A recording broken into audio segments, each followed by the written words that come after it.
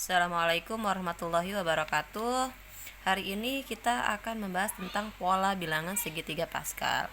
Yang pertama, baca terlebih dahulu materi yang ada di buku paket kelas 8 tentang materi pola segitiga Pascal.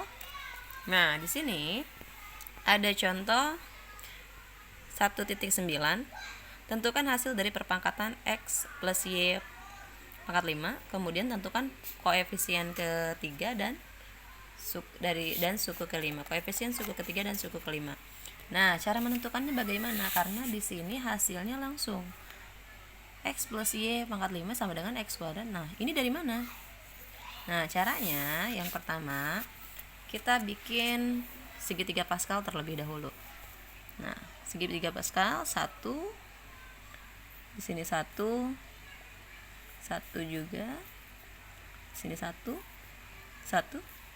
Nah, di sini kita tinggal tambahkan 1 ditambah 1 berarti 2. Kita buat lagi di sini 1, di sini 1. Nah, di sini 1 tambah 2 berarti 3. 2 tambah 1 3. Lanjut, ini sampai pangkat ke 5. Sampai pangkat ke 5. Kita buat lagi karena ini baru pangkat ketiga. 1. Nah, di sini baru pangkat ketiga, kita buat pangkat kelima. 1 tambah 3 4. 3 tambah 3 6. 3 tambah 1 4. Ini baru pangkat keempat. Kita buat sampai pangkat kelima. Kita buat lagi di sini 1, di sini 1. Oke, 1 tambah 1 tambah 4 5. 4 ditambah 6 10. 6 tambah 4 10.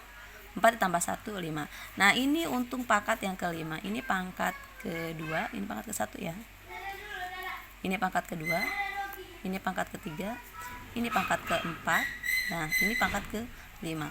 Di sini X plus Y-nya itu pangkat 5. Kemudian tentukan koefisien suku ketiga dan suku ke-5. Sudah pangkat kelima. Nah, ini angka-angka di sini adalah untuk koefisiennya. Karena di sini tentukan koefisien suku ketiga dan suku kelima. Nah, angka-angka di sini untuk menentukan koefisiennya. Oke, kita tulis dulu ya.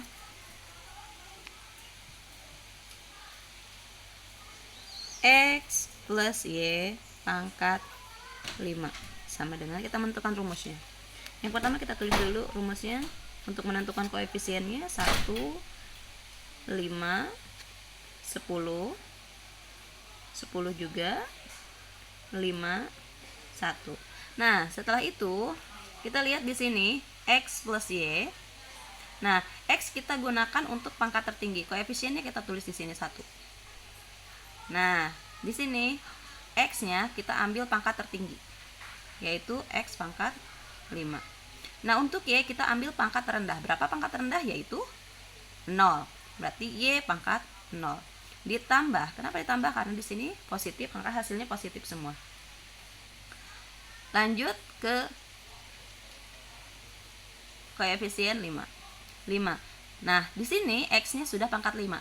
Semakin ke sana semakin menurun dan Y-nya semakin naik. Pangkat X semakin menurun dan Y semakin naik. Yang pertama, X pangkat 5, berarti yang kedua berarti kita pakai X pangkat 4. Dan Y pangkat setelah 0 berarti 1.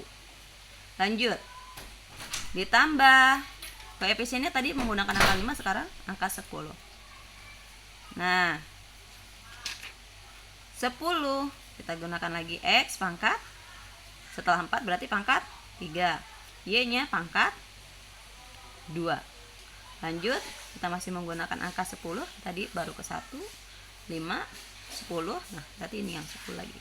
10 X pangkat setelah 3 berarti pangkat 2. Y-nya pangkat 3. Plus 5 10 5 ya. 5 X pangkat 1 dan Y pangkat 4. Ditambah lagi. Oke. Lanjutannya ya, masih lanjutan yang ini. Berarti yang terakhir itu 1 X pangkat 0 dan Y pangkat 5. Oke, sekarang kita sederhanakan. 1x, 1 dikali x berarti x pangkat 5 aja ya. X pangkat 5. Y pangkat 0 berapa? Y pangkat 0 itu 1. Berarti kalau misalkan x pangkat 5 dikali 1 berarti hasilnya x pangkat 5. Karena y pangkat 0 itu hasilnya 1. Berapapun yang pangkatnya 0, maka hasilnya 1. Ditambah 5x pangkat 4, y pangkat 1. Pangkat 1 nggak usah ditulis lagi. Ditambah 10x pangkat 3, y pangkat 2. Ditambah 10, sini lihat ya, x pangkat 2, y pangkat 3. Ditambah 5x, nah di sini pangkat 1 nggak usah ditulis, 5x y pangkat 4. Ditambah terakhir x 1x pangkat 0 berarti 1 dikali 1 tetap 1, dan y pangkat 5 ya hasilnya y pangkat 5. Nah di sini tentukan koefisien suku ketiga dan suku kelima. Ini suku ke-1, ini suku ke-2, ini suku ke-3, ini suku ke-4, ini suku ke-5, dan ini suku ke-6. Suku ke-1, suku ke-2, suku ke-3, suku ke-4, suku ke-5, dan suku ke-6. Di sini tentukan suku ke-3 dan suku ke-5. Suku ke-3 mana? Nah, ini. Berarti koefisiennya berapa? 10. Suku ke-3 atau U3 itu sama dengan 10.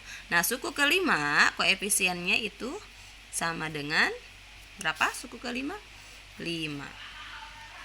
Oke, sudah paham semuanya? Jika belum paham, bisa langsung ditanyakan ke Ibu ya Japri. Oke, wassalamualaikum warahmatullahi wabarakatuh.